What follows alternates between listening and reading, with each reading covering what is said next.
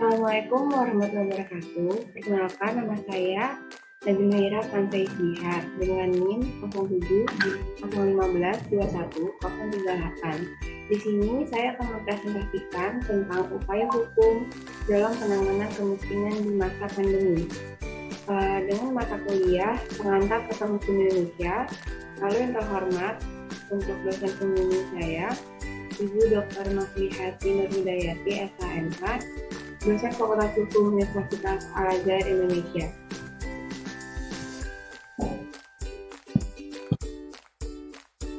Hal yang pertama yang akan kita bahas adalah mengapa kemiskinan bisa terjadi di Indonesia.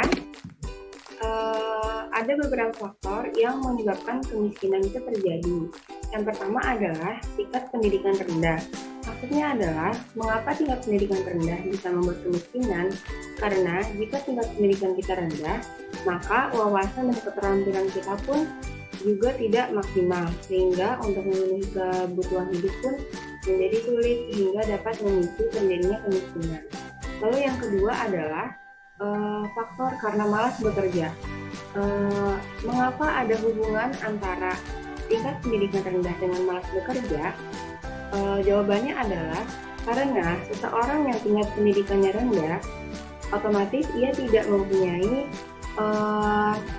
keterampilan dan wawasan, sehingga untuk mencari pekerjaan pun ia kesulitan. Jadi itu yang membuat dia menjadi malas, sehingga ketika kita malas bekerja, kita tidak akan mendapat penghasilan, lalu itu akan menyebabkan kemiskinan. Lalu yang ketiga adalah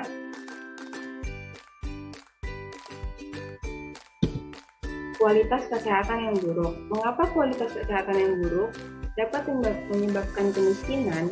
Karena jika di suatu negara warga negaranya tidak dalam keadaan sehat walafiat atau dalam keadaan ada suatu wabah atau pandemi yang besar sehingga menyebabkan kesehatan yang buruk, maka otomatis kehidupan dalam negara tersebut pun akan menjadi terhambat. Karena ketika kita sakit, kita tidak bisa melakukan aktivitas yang seperti biasanya. Lalu ketika kita kesehatan yang buruk, lalu kita berada dalam ambang kemiskinan, kesehatan kita pun tidak bisa terobati. Jadi ada juga hubungan antara kualitas kesehatan yang buruk dengan kemiskinan ini.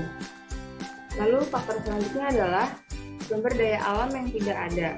Mengapa sumber daya alam yang tidak ada ini dapat memicu kemiskinan? Karena ketika kita tidak mempunyai sumber daya alam, lalu apa yang bisa kita olah untuk menghasilkan sesuatu yang bisa memenuhi kebutuhan hidup kita? Misalkan kita tidak mempunyai, misalnya Indonesia tidak mempunyai sumber daya alam sesuatu yang tidak bisa dihasilkan uang, maka terjadi tidak bisa apa-apa, tidak dapat menghasilkan apa-apa, lalu hal tersebut dapat mengakibatkan kemiskinan pula. Lalu yang kelima adalah harga kebutuhan tinggi. Harga kebutuhan tinggi menjadi faktor penyebab kemiskinan karena ketika suatu masyarakat tidak bisa memenuhi kebutuhannya karena harganya tinggi, maka masyarakat tersebut terhambat dalam memenuhi kebutuhan sehari-harinya karena tidak mampu untuk membayar sesuatu yang uang saja pun dia tidak punya. Jadi itu akan memicu kemiskinan. Lalu yang keenam adalah lapangan kerja terbatas.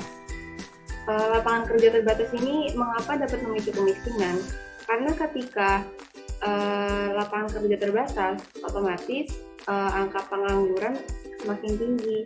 Lalu ketika angka pengangguran semakin tinggi, berarti banyak orang yang tidak mempunyai pekerjaan.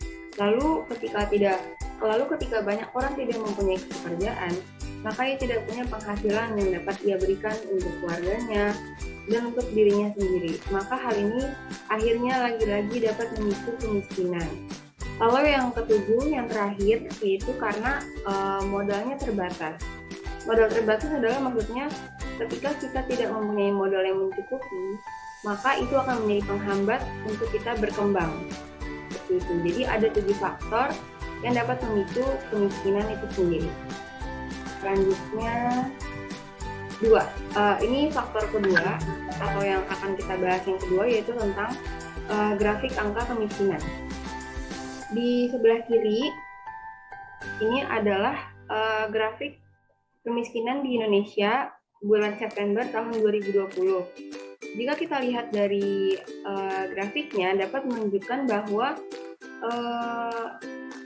persentase kemiskinan di Indonesia ini tidak menunjukkan suatu grafik yang kayak misalkan di tahun ini grafiknya 30%, lalu ketika tahun depan kemiskinannya berkurang menjadi 10% atau ada perubahan yang signifikan. Tidak. Di sini menunjukkan bahwa kemiskinan di Indonesia ini stabil. Jadi artinya apa? Kemiskinan di Indonesia ini semenjak dari tahun 2013 hingga tahun 2020, yaitu sekitar 7 tahun lamanya, ini kemiskinannya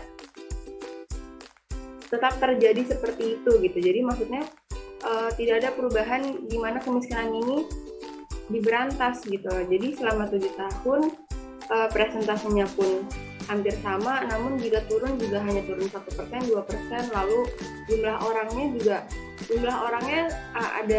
ada penurunan, namun terjadi peningkatan lagi di tahun 2020, yaitu di bulan Maret dan di bulan September.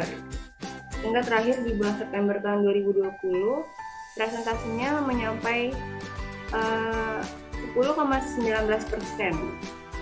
Seperti itu. Lalu yang ketiga, yang kita bahas adalah seperti topik yang saya pilih hari ini, yaitu upaya hukum dalam menangani kemiskinan di masa pandemi. Ada beberapa upaya. Yang pertama, integrasi penyaluran bansos. Di masa pandemi ini kita sudah tidak asing lagi dengan bansos. Bansos adalah bantuan sosial yang diberikan oleh pemerintah kepada rakyat-rakyat di Indonesia, khususnya untuk rakyat kalangan menengah ke bawah atau rakyat yang kurang mampu. Mengapa pemerintah memberikan bansos ini kepada mereka? Ya karena untuk kebutuhan sehari-harinya mereka sangat memerlukan, seperti untuk makan sehari-hari, untuk hal yang paling kecil itu mereka sangat membutuhkan itu gitu. Karena mungkin dari segi pekerjaan juga kurang mendukung untuk membeli makanan sehari-hari. Lalu untuk bansos itu sendiri pun ada banyak macamnya. Misalkan kayak ada bansos yang berupa sembako atau sembilan bahan pokok yang biasa untuk kita makan sehari-hari seperti beras, gula, kopi, dan lain-lain.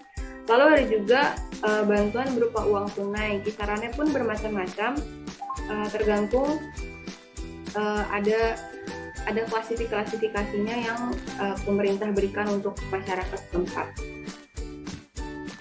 Lalu selanjutnya upayanya adalah menyediakan lapangan kerja. Seperti yang kita tahu, di Indonesia ini masih terbatas lapangan kerja. Walaupun banyak sekali anak-anak generasi zaman sekarang yang bisa kuliah, yang bisa sekolah, tapi untuk lapangan kerjanya pun masih terbatas. Dan ini pun salah satu upaya untuk menangani kemiskinan, karena ketika lapangan kerja ini melimpah, maka banyak sumber daya manusia yang bisa menggali kemampuannya, menggali asah-asahnya untuk dapat bekerja di profesi yang mereka inginkan gitu. Terlebih di masa pandemi ini banyak sekali yang terkena PHK, mungkin karena perusahaannya bangkrut atau karena ada suatu masalah sehingga banyak sekali orang yang dirumahkan, atau bahkan sekarang banyak sekali yang jadi terkena jadi kayak mereka tuh dirumahkan sementara gitu, jadi bukan di PHK, jadi dirumahkan sementara, lalu nanti pada waktu tertentu mereka bisa dipekerjakan kembali, tapi itu juga belum tentu gitu.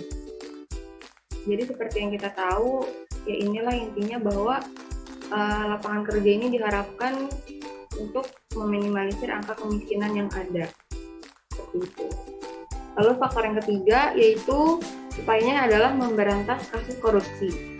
Korupsi ini marak terjadi di Indonesia. Kasusnya pun beragam, dari mulai yang kecil hingga kasus yang besar. Bahkan baru-baru ini justru di masa pandemi ini terjadi kasus korupsi bansos yang terlibat adalah salah satu menteri kita. Itu merupakan salah satu hal yang sangat amat buruk, karena di masa pandemi seperti ini banyak orang yang membutuhkan uang, yang membutuhkan bantuan, tapi rakyat kalangan atas justru malah menyalahgunakan jabatan sehingga mereka malah korupsi. Korupsi ini jika tidak diberantas habis-habisan, jika ini diteruskan, maka ini akan berdampak buruk bukan hanya pada saat pandemi, mungkin akan berkepanjangan hingga nanti pandemi selesai pun masih akan berkelanjutan kemiskinan ini. Namun setidaknya jika di masa pandemi ini korupsi bisa diberantas, saya yakin kemiskinan ini pasti jumlahnya akan berkurang, karena ketika korupsi berhenti, maka uang-uang negara bisa dialokasikan untuk hal-hal yang sifatnya lebih prioritas gitu. Kan kalau misalkan dikorupsi, berarti uangnya habis untuk kepentingan pribadi yang tidak ada sangkut pautnya dengan negara. Jadi dengan memberantas korupsi, seharusnya nanti Indonesia kemiskinannya akan berubah walaupun mungkin secara bertahap. Selanjutnya, pengelolaan APBN secara cermat. Di masa pandemi seperti ini, pemerintah harus sangat cermat, harus lebih berhati-hati dalam mengelola APBN. Mengapa? Karena di masa pandemi seperti ini banyak sekali hal-hal yang harus diperhatikan, seperti dari aspek kesehatan. Contohnya ketika awal-awal pandemi, fasilitas kesehatan tidak memadai, sehingga banyak sekali warga-warga yang tidak tertolong karena fasilitas yang tidak memadai. Lalu juga tenaga kesehatannya juga kurang, terus juga fasilitasnya misalkan seperti dari rumah sakit, terus juga tempat untuk karantina mandiri, isolasi mandiri itu juga masih kurang, terus kayak seperti ambulan, lalu penanganan lainnya juga masih kurang optimal. Terus juga dari sektor ekonomi, sosial itu juga harus diperhatikan, karena ketika di masa pandemi seperti ini ekonomi pasti sangat berdampak. Kayak ekonomi Indonesia bisa saja turun di masa pandemi ini, bahkan memang udah turun karena di masa pandemi ini banyak sekali orang yang di PHK, dirumahkan, terus juga tidak dapat melakukan kegiatan seperti biasanya, terus juga kegiatan jual beli menjadi menurun, sehingga para pedagang pun banyak yang mengalami kerugian. Jadi pemerintah harus mengelola APBN-nya secara cermat agar seluruh aspek dapat terkontrol dengan baik. Selanjutnya, yang kelima yaitu menyiapkan jaring pengaman ekonomi. Maksudnya adalah di masa pandemi seperti ini, dampak yang paling terasa pada sektor ekonomi adalah investasi yang terhambat. Jadi pemerintah untuk menjaga-jaga telah menyiapkan 226,7 triliun sebagai jaring pengaman ekonomi. Jadi misalkan suatu hari nanti ekonomi Indonesia mengalami inflasi atau mengalami suatu kebangkrutan lah gitu. Jadi Indonesia telah mempunyai dana 226,7 triliun yang sudah disiapkan untuk berjaga-jaga nanti. Jadi ada 5 faktor yang ada 5 upaya hukum dalam menangani kemiskinan di masa pandemi. Oh ya, ada satu lagi yang keenam, bantuan subsidi listrik. Mungkin memang terlihatnya ini adalah hanya satu hal kecil yang tidak kita rasakan, karena ini kayak ya suatu hal kecil lah bantuan ini, tetapi walaupun terlihat kecil, ini sangat membantu untuk rakyat Indonesia yang membutuhkan. Karena dengan bantuan subsidi listrik ini hitung-hitung akan meringankan kebutuhan sehari-hari. Jadi misalkan kebutuhan sehari-hari itu seperti ada kebutuhan makan, kebutuhan kesehatan, kebutuhan pendidikan. Nah, dengan bantuan subsidi listrik ini dari pemerintah, maka masyarakat akan merasa lebih diringankan lagi. Tapi ada syaratnya, yaitu untuk yang listriknya 450 VA dan 900 VA. Jadi bantuan ini pun tidak semuanya bisa dapat, tetapi walaupun tidak semuanya bisa dapat, ini sangatlah membantu karena untuk membantu mereka yang kesulitan membayar listrik.